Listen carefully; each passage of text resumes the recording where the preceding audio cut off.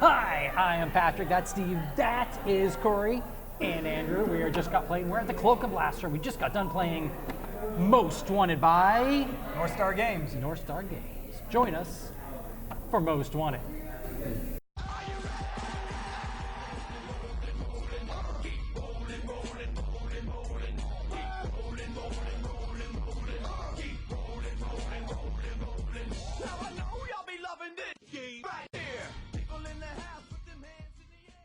All right, so Most Wanted by North Star Games is a poker game that's got some bluffing elements to it. Well, I guess all poker games probably have bluffing elements to them, but it's a poker game at heart. Each one of you has a hand of cards between 5, 7, and even there's a variant where you have 8 different cards. And you're trying to generate the best hand, and you're betting that hand on an action. So if I want to rob the Pony Express, or if I want to rob the Stagecoach, or I believe there's a train as well that I can rob, I want to say, I put my hand down, unrevealed hand, sorry. I put my hand down. All the other players have a chance to challenge me with their hand. If they win, they get to move up the point track. If I win, I get to move up the point track. There's also a mechanism involved where if I lose, I slide down the point track unless I have money that's banked, and you get that money from one of the other actions in the game. So that is essentially the entire game in a really, really quick synopsis. Steven.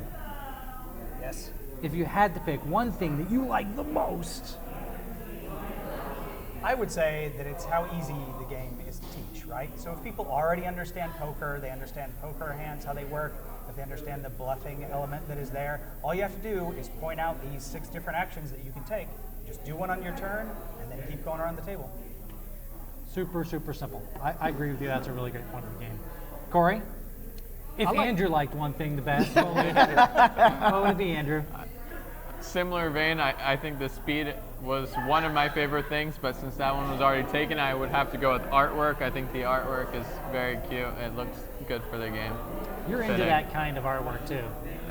I think so. I mean, I publish games with more that kind of art style, so. Cute, attractive art. Corey, if you liked one thing the most? Cute, attractive art. Well, what I like the most is, I like a lot about the game, but I really like the part where you don't use all 52 cards in the deck. It's basically starting from number 6 to the ace, so it's not as many choices, so it's just easier on the brain. You don't get all the way down to all those poker rules, all those poker options. Right. If there's one thing I had to pick that I like the most about the game, it's the actual speed of play. I feel like in this particular game, everyone does have to pay attention to what every other person's doing. So you never have any downtime in between turns or in between your turns, and you've got to pay attention. It plays really, really quick. Steven, Especially when I duel you. Especially when you duel me.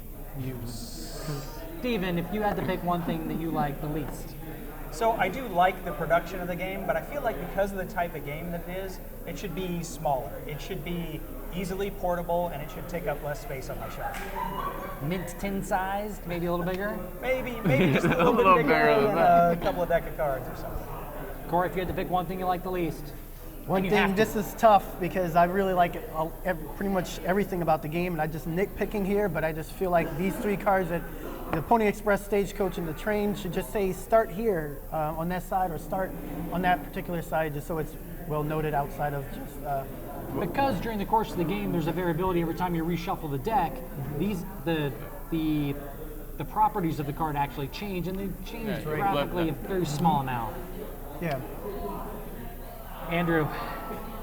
Well, I'm gonna pull a Lloyd and say that I wish there were variable player powers. Lloyd. Lloyd. Yeah, I miss Lloyd, so that's why I pulled this. The character seems so cute, and so I feel like if I felt more attached to my character, I would like that a little bit if they did something unique. The 6 actions were all really good though, so I mean you can already do a lot of stuff, but if they found a way to incorporate variable player powers, I think it would be even cooler. So. I think so too, and even some of those 6 actions actually evolve if you want to have a more complicated game, which also adds to some of the replayability.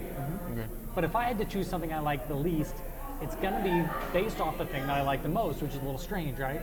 I like the fact that the game plays really, really quickly, although it seems like, for me at least, it's very difficult to derive and develop one particular strategy and utilize that strategy during the course of the game because it's moving so quickly and because there's so many things that evolve during the course of the game.